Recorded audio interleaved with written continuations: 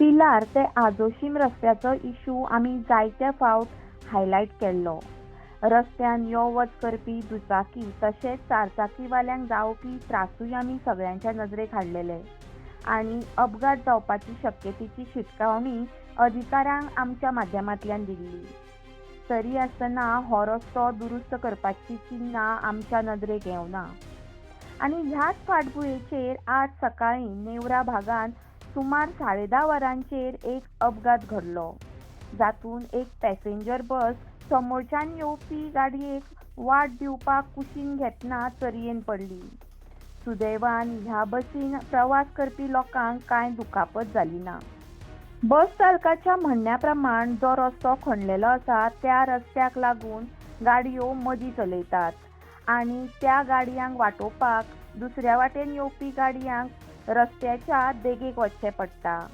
अशेंच बस चालकान केलें आनी हो अपघात जालो. ह्या घडणुकेक लागून हो रस्तो कितलो धोकादायक आसा हें स्पश्ट कळून येता. थंयच्यान भायर सरतना एक ॲम्ब्युलन्स आमच्या नजरेक आयली, जी खणून काडिल्ल्या भागांत पडलेल्या खड्ड्यांक तोंड दिताली. त्या खड्ड्यांनी ॲम्ब्युलन्साची चाकां पडून ॲम्ब्युलन्स हालताली.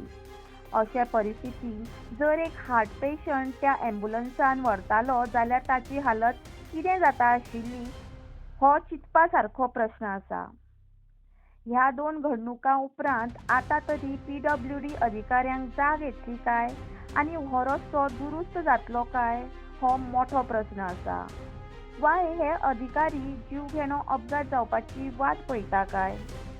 प्रस्न असोय उप्रासता की अधिकाऱ्यांक ही पायपलायन घालतना बरोच वेळ आशिल्लो आनी आतां रस्तो सारको करपाक वेळ ना काय? जशें आमी गेले फावट म्हणिल्लें तशें ह्या वाठाराक कोणूच वाली ना काय?